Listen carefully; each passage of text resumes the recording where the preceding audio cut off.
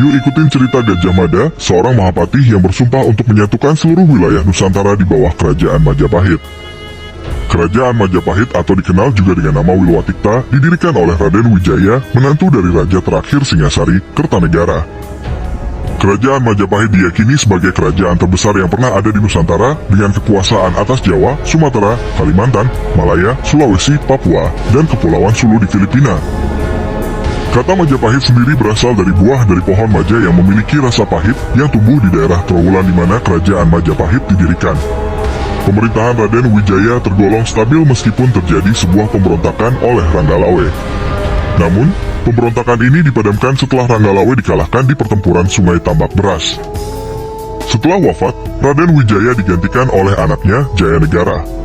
Pemerintahan Jayanegara ditandai dengan kesulitan dan kekacauan yang disebabkan oleh pemberontakan dari rekan seperjuangan ayahnya sendiri. Di antaranya adalah pemberontakan Gajah Biru dan pemberontakan Kuti.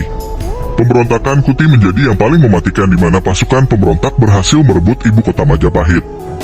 Jayanegara nyaris saja mati di tangan pemberontak, seandainya tidak ada Gajah Mada dan pasukan elit Bayangkara yang mengawalnya. Jayanegara pun berhasil kabur dan bersembunyi di desa Badander. Sementara Jayanegara sembunyi, Gajah Mada menyelinap ke ibu kota. Setelah mempelajari bahwa rakyat dan bangsawan tidak mendukung pemberontakan, Gajah Mada membentuk pasukan perlawanan. Setelah berhasil mengalahkan pemberontak, Jayanegara kembali ke ibu kota dan mengangkat Gajah Mada sebagai patih Majapahit. Selama pemerintahannya, Raja Jayanegara dikenal sebagai raja yang tidak baik. Jayanegara dikatakan sering memaksa meniduri perempuan yang kerap kali sudah menjadi pasangan orang lain. Suatu hari, Jayanegara dibunuh oleh tabibnya sendiri, Tanca. Konon, Tanca melakukannya karena dendam istrinya pernah dicabuli. Sumber lain mengatakan Gajah Mada yang membunuh Jayanegara karena tak ingin Majapahit dipimpin orang jahat. Ibu tiri Jayanegara, Gayatri Rajapatni, seorang perempuan yang sangat dihormati di Majapahit, semestinya naik tata menjadi ratu, namun beliau menolak dan memilih untuk menjadi biksuni.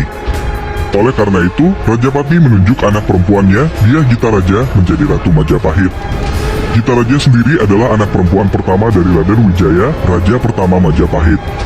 Ratu Gita Raja kemudian menunjuk Gajah Mada menjadi Mahapatih bagi kerajaan Majapahit.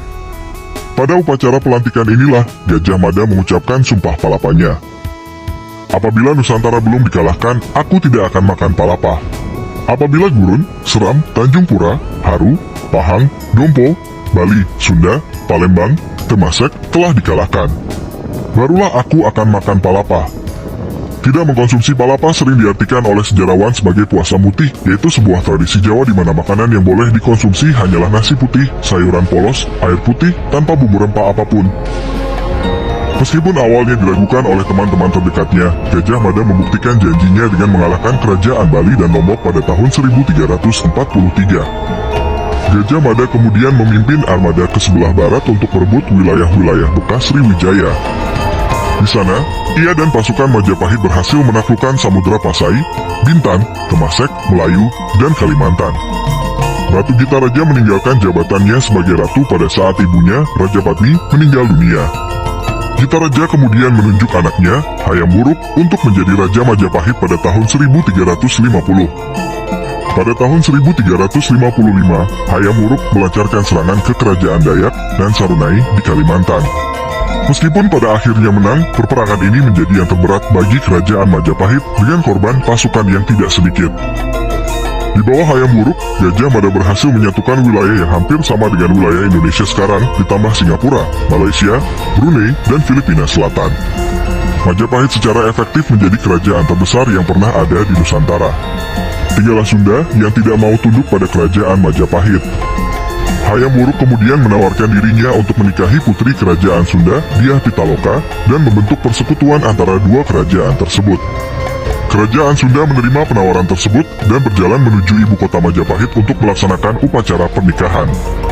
Akan tetapi, Gajah Mada melihat hal ini sebagai peluang untuk menuntut ketundukan kerajaan Sunda kepada Majapahit. Tuntutan yang dilayangkan oleh Gajah Mada tersebut membuat murka keluarga kerajaan Sunda yang mengakibatkan perkelahian yang kemudian berubah menjadi pembantaian. Hampir semua anggota kerajaan Sunda beserta rajanya mati dibunuh oleh pasukan Majapahit.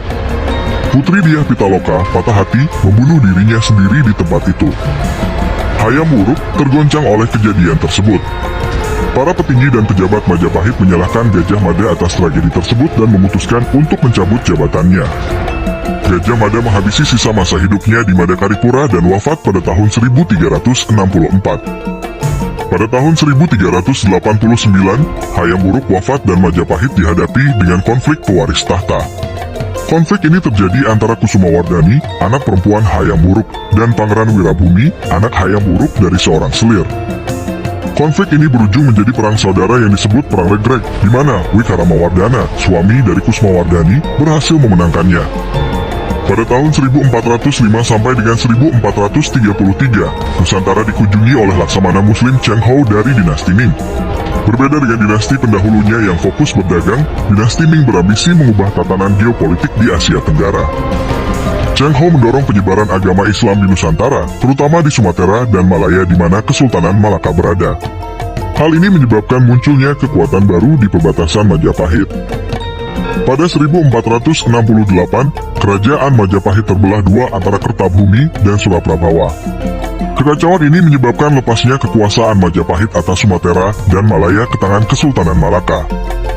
Raja Kertabumi membentuk persekutuan dengan Kesultanan Demak. Namun, pada tahun 1478, Raja Ranawijaya, penerus dari Suraprabawa, menyerbu Trowulan dan membunuh Raja Kertabumi. Hal ini menyebabkan pecahnya perperangan antara Majapahit dengan Demak. Pada tahun 1511, Kesultanan Malaka direbut oleh Portugis. Patih Udara dari Majapahit melihat peluang dan membentuk persekutuan dengan Portugis untuk menghancurkan Kesultanan Demak. Kesultanan Demak merespon dengan menyerang Majapahit di bawah pimpinan Adipati Yunus. Pada tahun 1527, kerajaan Majapahit berakhir dan untuk pertama kalinya, Kesultanan Islam menjadi kekuatan dominan di Pulau Jawa.